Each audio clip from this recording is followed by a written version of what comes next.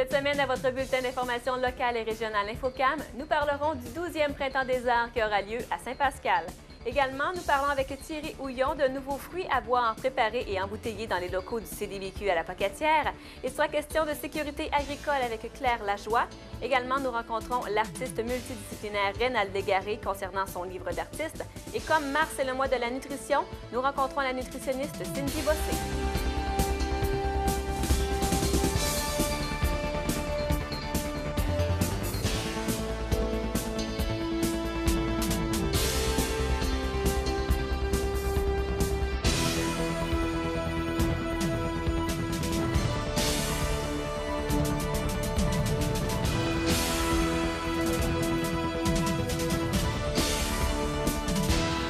Bonjour et bienvenue à votre bulletin d'information locale et régionale InfoCam. Comme premier reportage aujourd'hui, du 19 mars au 12 juin prochain aura lieu le Printemps des Arts. La présidente de la 12e édition, Jocelyne Parent, nous en dit davantage. Ce qui m'a motivée à accepter la présidence, c'est tout simplement par amitié pour la présidente des autres Printemps des Arts, Madeleine Moreau, qui a consacré plus de 15 ans à ce niveau. Et je me devais de reprendre le taureau par les cornes pour avoir une 12e édition du Printemps des Arts. Du côté de la programmation pour cette année, on essaie de couvrir les 4 volets des arts. Parlez-nous de ces 4 volets. Bon, alors d'abord, on a du côté du volet art dramatique. Cette année, nous avons une invitée vraiment spéciale qui est Ève Landry, qui nous épate par son rôle d'actrice dans Unité 9, qui fait du cinéma, qui s'occupe de l'improvisation aussi. Alors, nous l'aurons à notre Printemps des Arts et nous lui rendrons hommage au trottoir des célébrités. Elle mettra sa plaque, sa marque, parce que c'est vraiment une actrice de chez nous. Nous avons aussi une pièce de théâtre qui est créée par des membres du Club Optimiste, dont les profits iront au parc école de l'école Monseigneur Boucher. On a aussi le volet musique. Nous avons Sylvain Lévesque et son épouse, Madame Annie Dumont, qui viendront nous donner un concert de piano et violon à l'école, à l'auditorium. Alors, ce sera sûrement un très beau concert. Nous avons aussi du côté, toujours l'ensemble des Monadnocks, qui nous feront un récital à l'église le 5 mai. Nous avons du côté aussi volet danse, une petite fille de chez nous, Josée Duval, qui, avec son copain, son ami, Marc Parent, nous initiera à la danse swing. Et elle rencontrera aussi les élèves du secondaire le midi et les élèves de la concentration danse. Le côté chant, nous avons le plaisir d'accueillir Claire Pelletier qui viendra faire son 7e lancement, son 7e disque à l'Hôtel Victoria, où ce sera très intime, un 5 à 7, où elle nous interprétera quelques chansons de son album et nous donnera l'opportunité de signer des autographes et de faire connaissance avec elle encore plus. Parlez-nous maintenant un peu des coûts d'entrée reliés à ces activités-là. Alors, cette année, les coûts d'entrée, nous n'avons que l'ensemble des Monadnocks qui demanderont 5 $ par entrée. L'argent des Monadnocks va aller à l'École des Trois Maisons, musique et danse. Toutes les autres activités seront gratuites. Nous demanderons seulement une contribution volontaire pour permettre l'accessibilité à ces activités à tout le monde de Saint-Pascal, à tous ceux qui le désireront. Thierry Houillon, président fondateur de Novidev Santé Active, nous parle du nouveau fruit à boire préparé et embouteillé dans les locaux du CDBQ à la Pocatière. Ça fait plus de 30 ans en tous les cas que j'opère dans l'industrie alimentaire, alimentation santé principalement, dont plus de 20 ans dans un groupe qui est le groupe Danone. Vous avez fondé Novidev Santé Active. D'abord, dites-nous, qu'est-ce que c'est? Novidev Santé Active, c'est effectivement une société en démarrage depuis 2 ans que j'ai créée avec une vision simple qui est de développer et de produire et de commercialiser des produits à forte valeur ajoutée, des produits santé en alimentation, hein, en partant principalement et uniquement de végétaux. Alors, je commence par les fruits, et plutôt des superfruits, et essayer de développer donc des produits qui gardent le plus possible tous les bienfaits de la nature, hein, donc en jouant à la fois sur la naturalité, mais aussi sur les bienfaits des fruits. On les appelle d'ailleurs souvent des superfruits pour leur teneur forte en antioxydants. Dans le cas du bleuet, par exemple, ce sont les polyphénols qui sont en grand nombre dans le bleuet et qui ont, comme vous le savez, des propriétés antioxydantes fortes, mais aussi anti-inflammatoires ou antibactériennes. Donc c'est un peu le meilleur des deux mondes. La naturalité, hein, produit naturel. Ici, dans le cas du bleuet, vous avez un seul ingrédient, c'est le bleuet, point final. Mais aussi les bienfaits pour la santé, parce qu'on conserve l'ensemble de ces bénéfices intacts dans chacune des bouteilles. Pour ce faire, j'ai développé avec mon équipe un procédé unique qui permet effectivement de conserver toutes les composants du fruit, c'est-à-dire la peau, la pulpe, le pépin, mais sans rien rajouter. Et la deuxième chose, c'est d'essayer de conserver aussi tous les bénéfices naturels du fruit, c'est-à-dire tous ces composés bioactifs que sont les anthocyanes ou les polyphénols. Et pour ce faire, on a développé à travers le procédé, un procédé à froid uniquement, qui permet justement de garder et de conserver l'ensemble de ces bénéfices intacts. On parle effectivement non pas de pasteurisation à froid, même si certains l'appellent comme ça, il s'agit de haute pression. Hein, la conservation se fait dans ce produit de façon tout à fait innovante par la haute pression à froid, effectivement, une haute pression d'eau, c'est-à-dire que le produit est déjà dans sa bouteille, hein, le jus est dans sa bouteille, et on envoie de la pression d'eau, une pression très importante puisqu'il s'agit de 6000 bars, et 6000 bars de pression, c'est 5 fois la pression que vous retrouvez au fond de l'océan. Donc autant dire que pour tuer les microbes et l'ensemble des bactéries, pour s'assurer d'avoir un produit qui soit bien conservé, eh bien c'est cette technologie que nous utilisons avec une température entre 4 et 7 degrés Celsius. Pourquoi avoir choisi de faire affaire avec le CDBQ de la Pocatière? Alors nous avons trouvé ici au CDBQ un partenariat idéal puisqu'ils nous ont accueillis en tant qu'incubateurs, hein, c'est-à-dire qu'on bénéficie de locaux tout à fait intéressants et adaptés pour notre usine pilote, notre usine de départ, et également, surtout, et c'est le plus important, une très bonne collaboration dans le développement des produits, mais aussi des équipements, et je pense justement à cette machine de HPP, de haute pression à froid, qui est une acquisition faite par le CDBQ et dont nous bénéficions, nous les premiers, en tant que locataires et clients du CDBQ. C'était du 6 au 13 mars dernier qu'avait lieu la semaine de prévention en agriculture et c'était sous le thème des renversements de tracteurs. Claire Lajoie, présidente du comité de prévention à la Fédération de l'UPA de la Côte-du-Sud, nous en dit davantage. Si on parle de statistiques, je vais juste te situer un petit peu. On considère, comme là, on a à peu près 16 accidents mortels qui se produisent en cours d'année et plus de la moitié, à peu près la moitié de ces accidents-là sont causés spécifiquement par un tracteur. On parle d'accidents mortels ici, là. Ça veut dire à peu près 6 accidents mortels. À l'intérieur de ces 6-là, c'est sûr qu'eux autres sont dénombrés. Les accidents mortels, ils sont capables d'être reconnus. Mais quand on parle d'accidents qui occasionnent des blessures là, graves, bien là, à ce moment-là, c'est pas répertorié. Fait que faut se dire que c'est considérable, les accidents qui sont causés en lien avec les tracteurs. Comment on peut faire pour être prudent, justement, avec les tracteurs? Bien, je pense qu'il y a une pratique habituelle qu'on devrait instaurer en prévention. Identifier la problématique. Après ça, bien, quand tout ce qui touche la sécurité, mettons que j'arrive, puis il y a une pente qui de 80 degrés, et là, comment je dois aborder cette pente-là en tracteur? Est-ce que je dois l'envisager de face ou de côté pour éviter un renversement? Je pense que c'est ces choses-là. L'identifier. Corriger, ça veut dire, ben regarde, je corrige l'aspect, je me dis de quelle façon je dois faire pour éviter que. Mais quand on regarde pour la machinerie agricole, entre autres pour le tracteur, il y a les renversements, il y a des problèmes de cabrage aussi.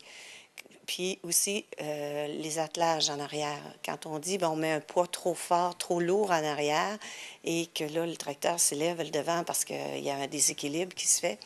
Alors, c'est toutes des notions comme ça. Il y a aussi, à l'intérieur d'un tracteur, quand tu arrives, puis il faut quand même prendre le temps de faire une vérification globale du matériel lui-même.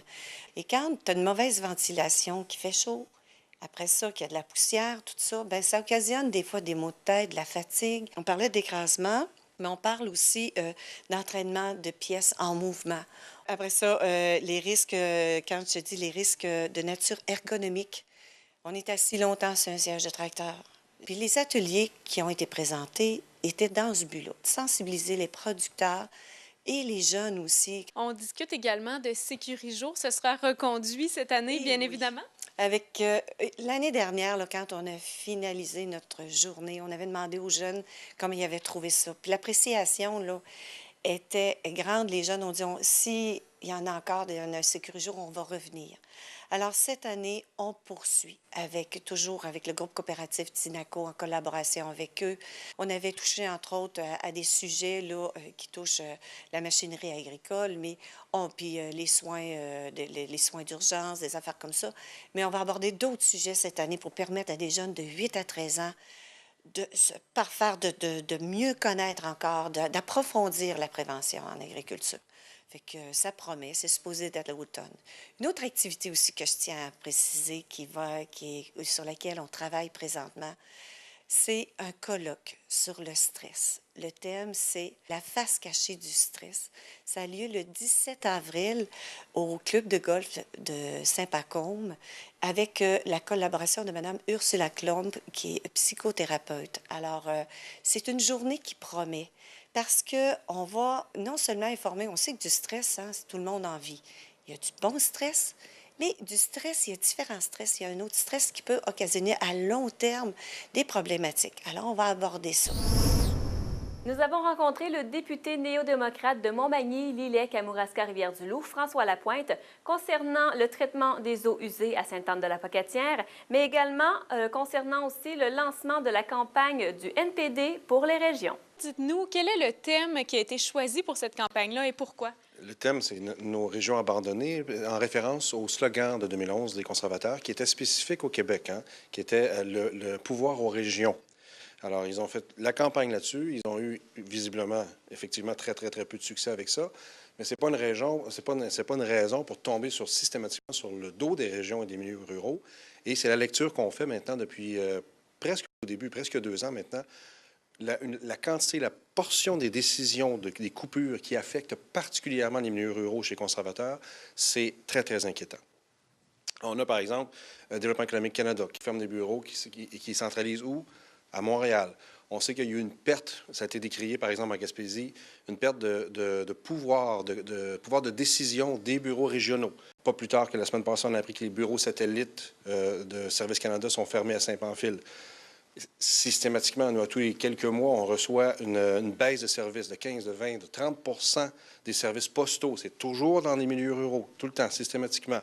On peut penser aux fermetures des parcs et peut-on mettre de côté l'assurance-emploi qui frappe de plein fouet avant tout les ressources humaines des industries saisonnières. Et où est-ce qu'on retrouve énormément d'industries saisonnières, mais peut-être facilement 70-80 des industries saisonnières, encore une fois, ce sont dans des milieux ruraux.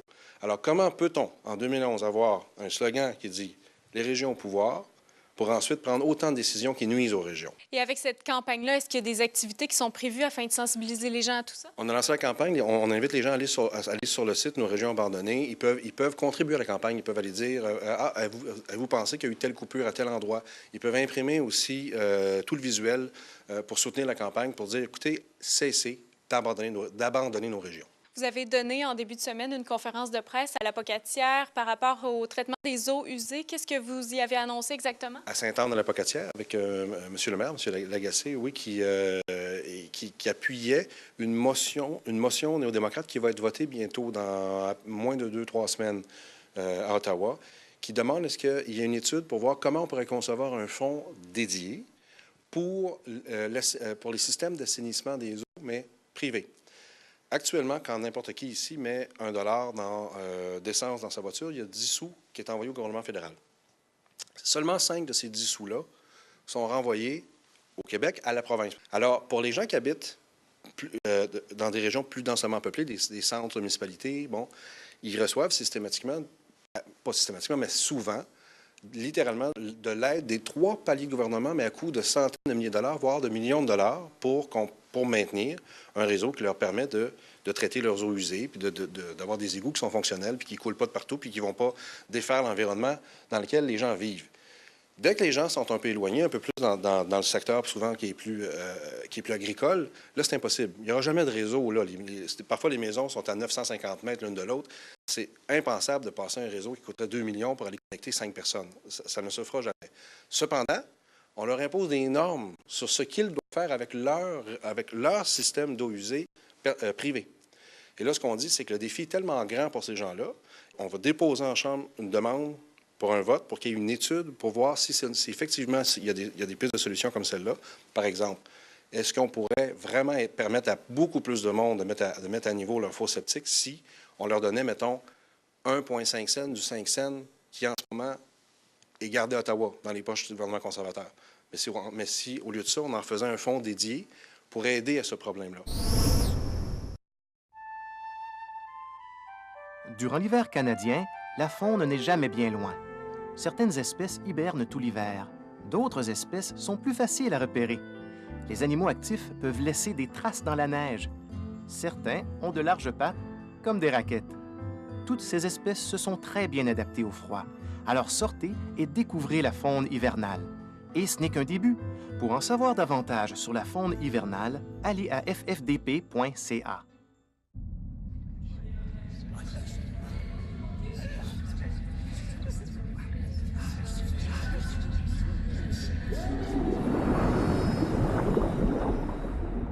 Avantdecraquer.com.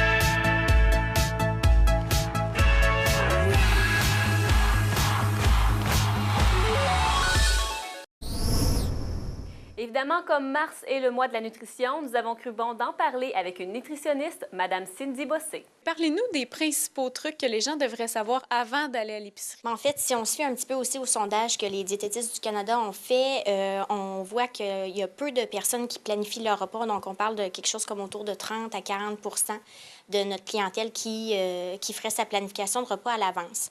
Je pourrais peut-être aller pour les trucs. Je sais que la majorité des gens, on parle des travailleurs ou des jeunes familles, on arrive à la maison, on a très peu de temps pour faire le repas. Donc, on se tourne souvent vers des choix qui sont très rapides. Des trucs qui peuvent nous aider, particulièrement pour le déjeuner. Les crêpes avec les enfants, ça peut être un bon truc. Un mélange de crêpes, ça se fait à l'avance. Ça s'achète aussi tout fait à l'épicerie, mais ce qu'il faut faire quand on le prend de l'épicerie, c'est de le choisir à grains entiers, d'y ajouter à ce moment-là du lait de la maison, un œuf, une banane, germes de blé, des graines de tournesol, graines de citrouille, peu importe ce qu'on a sous la main. Et là, on a quelque chose de complet qui ne demande pas trop de temps puis qui va faire le bonheur de toute la famille. Pour le dîner, la plupart de ma clientèle, à moi personnellement, qui se tourne vers la fameuse soupe avec un bout de pain pour faire le dîner. Donc, une soupe, on peut en faire une soupe repas. Si on l'achète, il faut forcément choisir la version réduite en sodium parce que sinon, on n'y arrive pas de ce côté-là. C'est sûr, comparé à une soupe maison, là, la maison va toujours prendre le dessus. Mais si on n'a vraiment pas le temps, les versions réduites en sodium, puis on complète avec des noix, des œufs, du fromage ou un restant de viande qu'on va utiliser dans la soupe. On peut même ajouter d'autres légumes, se tourner vers les légumes congelés, donc aucune manipulation. On jette ça dans le plat pendant que ça cuit sur la cuisinière et ça nous permet d'aller chercher un petit peu de tout. Je dirais que nos meilleurs alliés dans un frigidaire, là, en fait, un réfrigérateur, je devrais dire, se trouvent souvent dans les produits laitiers, donc lait, yogourt, fromage, parce que c'est des éléments qui sont relativement complets. Et pour ceux qui sont moins chauds à l'idée, mais qui voudraient faire des tentatives dans les prochaines semaines, les légumineuses, que ce soit sous format sec ou sous format conserve, c'est vraiment des bons dépanneurs pour compléter, par exemple, la soupe repas. Pour ce qui est du souper, si on se tourne vers une sauce à spag qu'on achète de l'épicerie, souvent ce qui peut manquer, c'est le côté protéine. Fait qu'à la maison, on peut compléter avec une viande qu'on aurait déjà cuit au préalable ou on fait gratiner. Fait que là, on se retrouve avec quelque chose de bien intéressant. Puis, on se tourne vers nos pâtes alimentaires au blé entier ou au multigrain, peu importe, pour aller chercher encore plus de fibres. Fait que ça complète un aliment qui, au départ, était peut-être moins bien vu parce qu'on l'a acheté tout fait, mais on est capable de tirer son épingle du jeu de ce côté-là. Puis, pour les collations, bien évidemment, comme je disais tout à l'heure, les produits laitiers, c'est des bons dépanneurs souvent pour ça. Les fruits, les légumes, fait qu'on coupe à l'avance et on est sûr qu'on va pouvoir partir avec ça dans les mains le matin dans un petit sac ou un petit plat. Puis on va pouvoir le consommer durant la journée. On n'aura pas à penser à s'arrêter à quelque part pour l'acheter.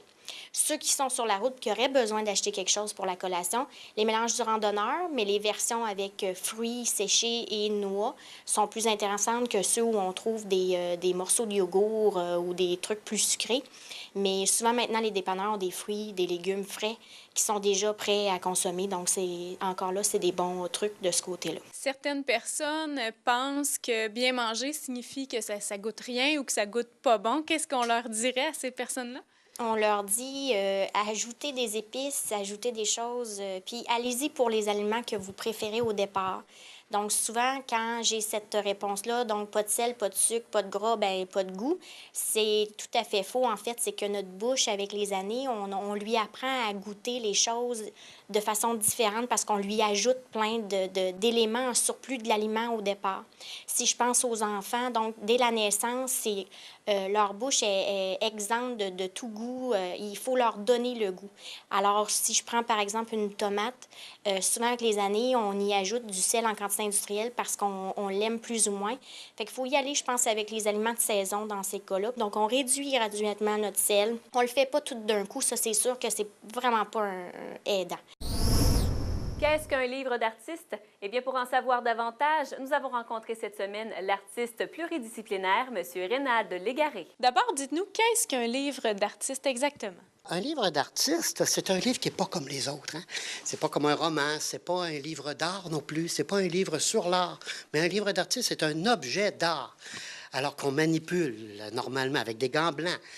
C'est un livre qui peut être fait avec différents médiums. Il a la spécificité de la quantité, entre autres. On peut en faire un certain nombre, mais c'est souvent limité à cause des médiums utilisés. Alors, dans le cas présent, j'en ai fait un seul exemplaire parce que ce sont des peintures toutes originales. Alors, il y a des poèmes il y a des poèmes à l'intérieur et des peintures sur carton. Souvent, un artiste fait appel à d'autres artistes aussi pour faire un livre d'artiste. Dans mon cas, comme on va vous montrer tout à l'heure, c'est que j'ai fait appel à d'une reliure d'art. À partir du moment où tu as une idée d'une thématique, bien, comme dans ce cas-ci, ce qui s'est produit, moi, ce qui m'a donné l'idée du livre d'artiste Ode à la rosée du soir, c'est le poème. Le poème qui s'intitule Ode à la rosée du soir. Alors, qu'une ode, c'est un poème qui est dédié à être mis en musique. J'avais ce poème-là, quelque part dans l'atelier, et tout de suite, c'est imbriqué des peintures, des œuvres picturales, sous inspiration musicale.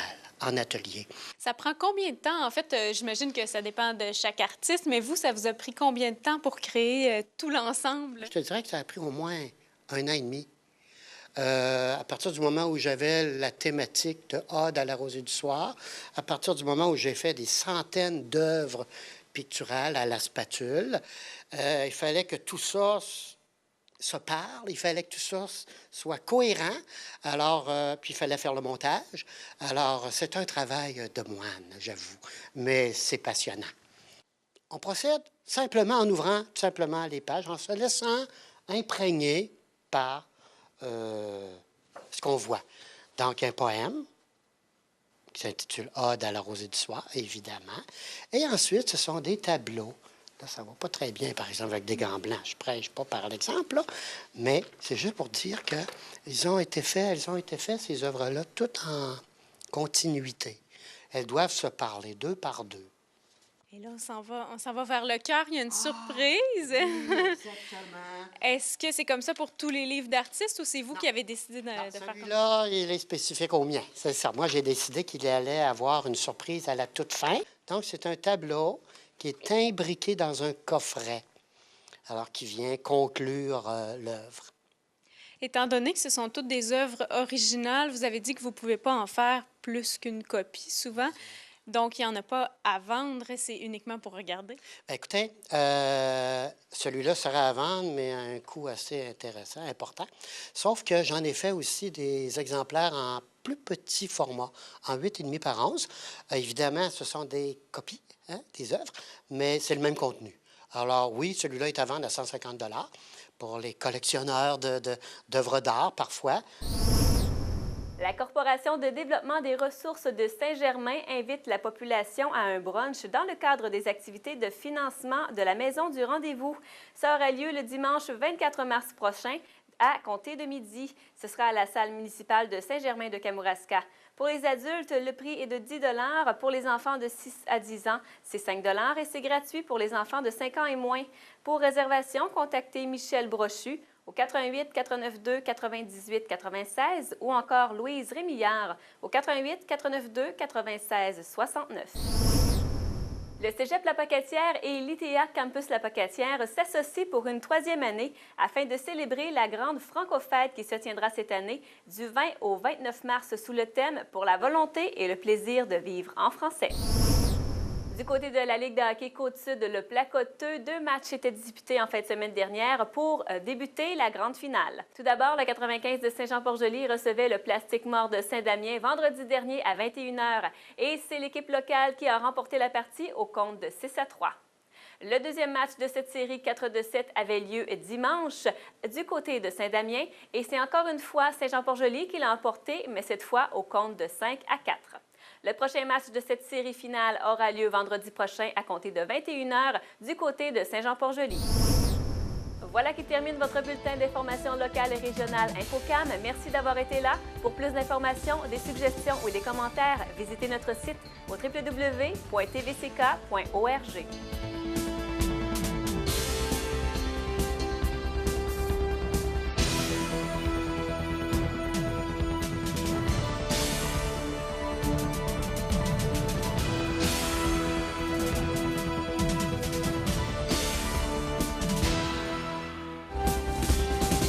Faire part d'une nouvelle, des images ou suggestions de reportage par téléphone, le 418 492 2711, par télécopieur, le 418 492 7498, par courriel à presse@tvck.org et par Internet, le www.tvck.org. Mallette de Saint-Pascal est fière d'être associée à cette émission. Mallette, 470 Avenue Chapelot à Saint-Pascal, 418 492 3515.